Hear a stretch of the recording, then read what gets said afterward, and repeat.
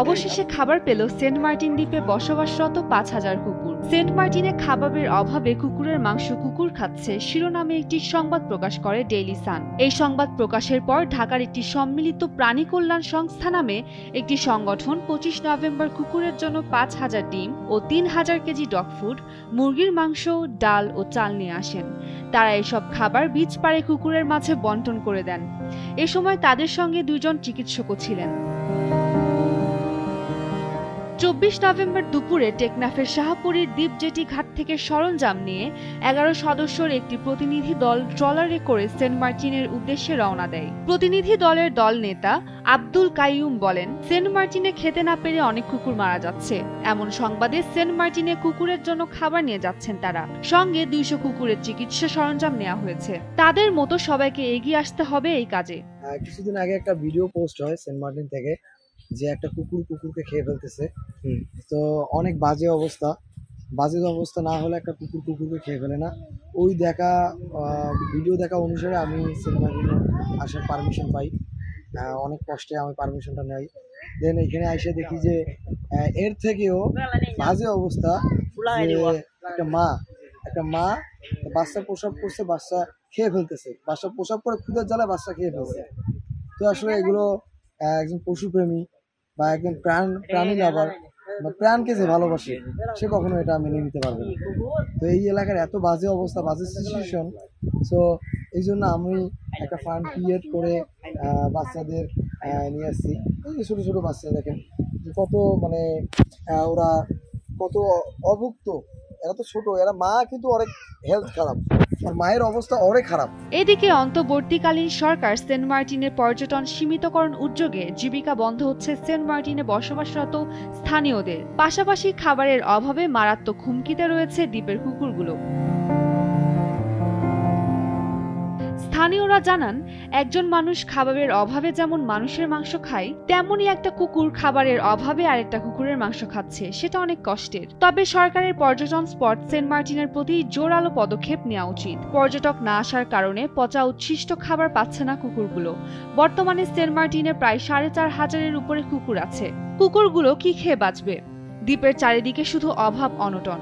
Saint Martin আগের মতো সচল হোক, সেটাই সবার কাম্য। তারা আরো বলেন, সেন্ট মার্টিনে পর্যটন ব্যবসা বন্ধের কারণে সাধারণ মানুষ যেভাবে কষ্ট পাচ্ছে, তেমনি দ্বীপের পশু পাখিও কষ্ট পাচ্ছে।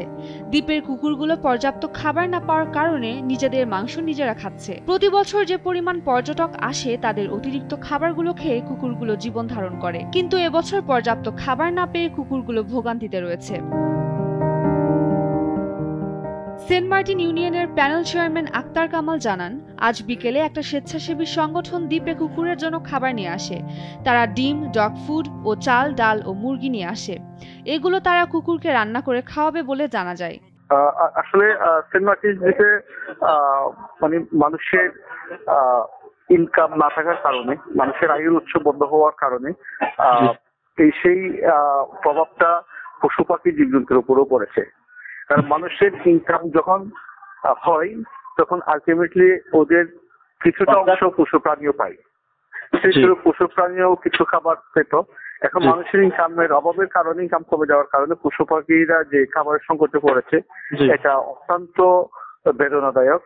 ফলে দেখা গেছে যে স্বজাতি ওরা নিজেদের জাতিদেরকে মেরে নিজেরাই খাচ্ছে কুকুর। এরকম অহরহ অনেক প্রমাণ আমরা পেয়েছি। তো এই সংকটময় মুহূর্তে বাংলাদেশ সম্মিলিত প্রাণী সংস্থা, একটা সংস্থা নামক একটা সংস্থা এসেছে। ওনারা কুকুরদেরকে খাবার দিচ্ছে। এটা অত্যন্ত খুশির খবর, একটা অত্যন্ত আনন্দের বিষয়। প্রাণীদের প্রতি তাদের যে একটা ভালোবাসা, একটা তাদের উপকারে আসার মতো একটা কাজ করা, এটা আসলে অত্যন্ত সুন্দর উদ্যোগ। এই উদ্যোগকে আমি স্বাগত জানাই। আমার দ্বীপবাসীর পক্ষ থেকে তাদেরকে ধন্যবাদ ও কৃতজ্ঞতা জানাই। পাশাপাশি এই বিষয়টা শুধু প্রাণীর ক্ষেত্রে নয়, মানুষের ক্ষেত্রেও যদি এই বিষয়টা সরকারের সংশ্লিষ্ট তথ্য যদি দেখছেন, কারণ মানুষও কষ্টে আছে, শুধু পশু পাখি নাও, সেন্ট মার্টিন দ্বীপবাসীও কষ্টে আছেন। এই বিষয়টি সংশ্লিষ্ট প্রত্যেকটা দপ্তর যাতে এই বিষয়টা অবগত থাকেন, এই জন্য আমি অনুরোধ, সবার প্রতি আমার অনুরোধ হয়ে যাবে। টেকনাফ উপজেলা নির্বাহী কর্মকর্তার দায়িত্বে থাকা সহকারী কমিশনার আরিফুল্লাহ নিজামী বলেন, সম্মিলিত একটি সংগঠনের 11 সদস্যের একটি টিম উপজেলা প্রশাসনের অনুমতি নিয়ে কুকুরের জন্য খাবার নিয়ে গেছে সেন্ট মার্টিনে। সঙ্গে 200 কুকুরের চিকিৎসা সরঞ্জাম নিয়ে গেছে। এটি একটি ভালো উদ্যোগ।